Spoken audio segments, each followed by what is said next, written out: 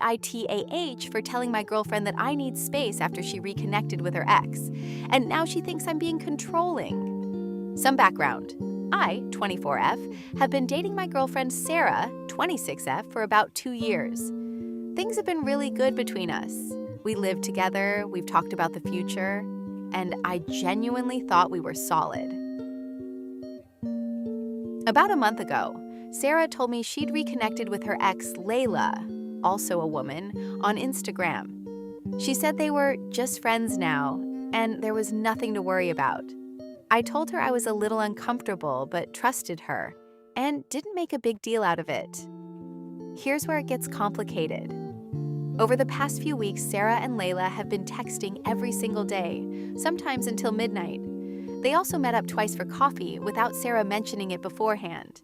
I found out both times after the fact.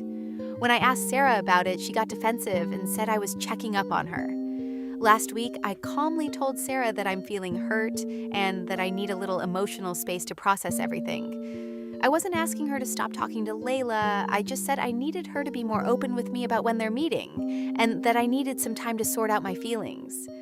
Sarah completely flipped. She said I was being controlling, and that asking for transparency is basically telling her who she can and can't be friends with. She brought up that I have a male coworker I'm friendly with and said, "You'd be furious if I asked you to report your hangouts to me."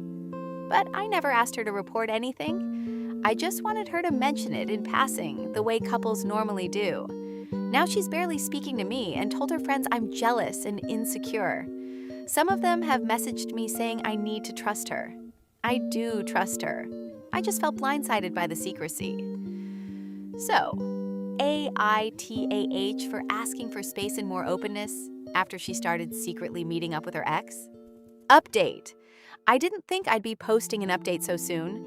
Honestly, I thought I'd need weeks to figure out what to do. Turns out life had other plans. First, thank you. A lot of you told me to trust my gut. I wish I had listened sooner. 3 days after my original post, Sarah came home acting completely normal. Made dinner, asked about my day, even held my hand watching TV. I thought maybe things were finally shifting. I let myself feel hopeful for the first time in weeks. That night, she left her phone on the kitchen counter while she showered. It lit up. I wasn't snooping, I genuinely just glanced over. The preview was enough. It was from Layla. I didn't read the full message. I didn't need to.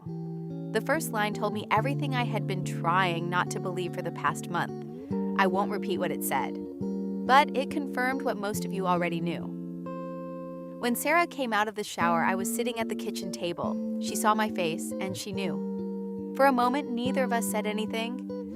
Then she sat down across from me, and for the first time since this whole thing started, she didn't deflect. She didn't call me controlling, she just looked at the table. That silence told me more than any explanation could have. I asked her one question. Just one. She answered it. And then I got up, went to the bedroom, and started packing a bag. She cried. She apologized.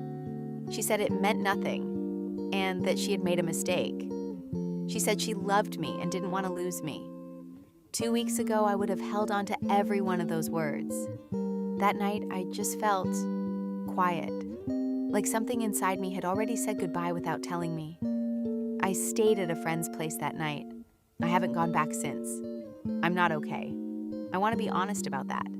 2 years, a shared apartment, a life I thought was mine, and it turned out to be something I didn't fully know. That doesn't just disappear overnight, but I'm also not destroyed. And I think that's because of you.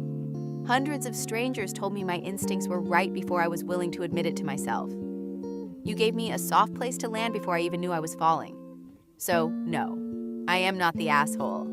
And neither are you for trusting yourself when something feels wrong. I'll be okay. Eventually. Update. The aftermath, apartment drama, the friend group falling apart, and uncomfortable messages. People keep asking for updates. So here's what the last 3 weeks have looked like. Spoiler. It's messier than I expected, and the practical stuff hits differently than the emotional stuff. The apartment situation was the first nightmare. Sarah and I are both on the lease, and it doesn't end until next September. Neither of us can afford it alone. I offered to be the one to leave. I wasn't going back to sleep in that bed anyway. But she wanted me to stay and she'd find someplace else. Then she changed her mind. Then she started ignoring my calls about it. I ended up paying for a mediator, a whole session just so we could figure out logistics like adults. During that meeting, Sarah wouldn't make eye contact with me. The mediator noted it. My therapist, yes, I finally started, said that's probably because she knows what she did and can't face it. The apartment thing gets resolved next month. I'm taking over the lease. She's paying her portion through August. But here's where it got ugly. The friend group. I lost friends over this. Specifically, the ones who had messaged me calling me jealous and insecure. When the truth came out, they had some choices to make. I didn't ask them to pick sides. I didn't want a public trial. But apparently the group chat had other plans.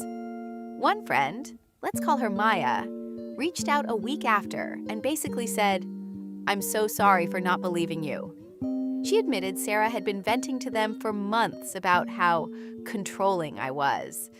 They had no idea the issue was that Sarah was literally cheating. Maya felt blindsided too. The others? Radio silence. Or worse, they're still hanging with Sarah like nothing happened. One of them posted a group photo to Instagram last week. Sarah is in it. I unfollowed all of them. The weirdest part? I got a text from Layla. Not an apology, not a confrontation, just a simple message asking if I was okay and if we could talk. I didn't respond. My therapist said that's the right call. Whatever Layla wants to say, I don't need to hear it. She made her choices just like Sarah did. I'm not interested in her perspective. Sarah has tried to contact me 3 times. Once through a friend. I told the friend to tell her to stop. Once directly. I didn't answer. Once through her mom. I was civil but firm. She wants to explain or apologize properly. But honestly, I don't have the emotional energy for that conversation, and I don't think I owe her one. Therapy is helping. My therapist keeps saying I'm grieving 2 things at once: the relationship and the person I thought Sarah was. That hit hard because it's true. I'm mourning someone who never actually existed. I'm also weirdly angry now in a way I wasn't before. Not at Sarah specifically anymore, that's evolving into something more like pity, but at myself for ignoring red flags that were so obvious, for choosing to believe her over my own gut, for shrinking myself to make her feel comfortable. The good news? I found an apartment. It's small, and the neighborhood isn't amazing, but it's mine. Moving in next month. No shared lease. No ghost of a relationship haunting the kitchen counter. No wondering if she's texting her ex at midnight. I'm not healed, or whatever people think happens 3 weeks after a breakup. Some days are still harder than others. Some days I miss her despite everything. But I'm not destroyed either. I'm just moving forward. So to the people who said, trust your gut, thank you. To the people who said I was overreacting, I hope this taught you something. And to anyone reading this in a similar situation right now, your instincts are there for a reason. Listen to them. Final update. 6 months later, I'm finally okay, and that's the best part of my life. I've been debating whether to post this final update. Some days I felt like I owed everyone closure. Other days, I felt like airing more of my life was just reopening things that were finally healing. But here we are, 6 months, and I'm genuinely okay. The apartment is fully unpacked now. I hung up actual art. I bought plants, and I keep them alive, which is apparently a personal victory. I got a cat. Her name is Asha, and she's the most unfailingly loyal being I've ever met, which is saying something given recent history. Therapy has been instrumental. My therapist helped me understand that I didn't fail at the relationship. I failed at recognizing that I can't fix someone who doesn't want to be honest. We worked through the self-blame stuff, why I apologized for everything, why I shrank myself, why I accepted less than I deserved. Out my parents' marriage was pretty controlling, and I internalized that I had to be the easy one to keep the peace. Sarah spotted that tendency and weaponized it. My therapist didn't use that word, but I could tell she thought it. I reconnected with some old friends. The ones who stuck by me during the breakup saw me through the worst of it. The ones who didn't, we're just not in contact anymore. No drama, no confrontation, just a quiet goodbye. And you know what? I'm okay with that too. I also made new friends. Met someone at a coffee shop who invited me to a book club. Met another at the gym. Am slowly building a life that isn't connected to Sarah or that friend group or any of that. Here's the wildest part though. I ran into Sarah at a grocery store. We both froze. She looked like she wanted to approach me. I grabbed my groceries and left. And I felt nothing, not anger, not sadness, just a neutral acknowledgement that that was a person I used to know. I think that's when I realized I was actually healing and not just going through the motions. About dating, I'm not ready yet, and I'm okay with that. Some people told me I should jump back in to prove I'm fine. I'm not interested in proving anything to anyone. When I'm ready, I'll know.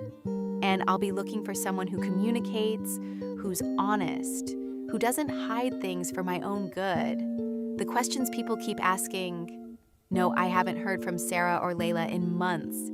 Yes, I blocked them. No, I don't regret it.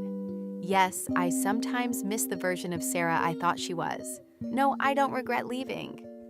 To everyone who commented on the original posts, thank you, genuinely. You gave me permission to trust myself when no one else would. You validated that I wasn't crazy. You reminded me I was worth more than the crumbs of a broken relationship. To anyone reading this while they're in a similar situation, trust your gut. Not as an excuse to be controlling, but as a voice that knows you better than anyone else does. If something feels off, it probably is. And even if you're wrong, you'll know. You won't spend months wondering. I'm not healed in some final perfect way. I still have rough days. Last month, I saw a couple that reminded me of Sarah and me, and I cried in my car for 20 minutes. But then I went home to my apartment and my cat and made myself dinner and felt grateful for the life I'm building. So no, I am not the asshole. She made her choices. I made mine. And for the first time in a long time, I'm genuinely proud of myself for the choices I made. Thank you, Reddit. I think I'm finally ready to stop being a throwaway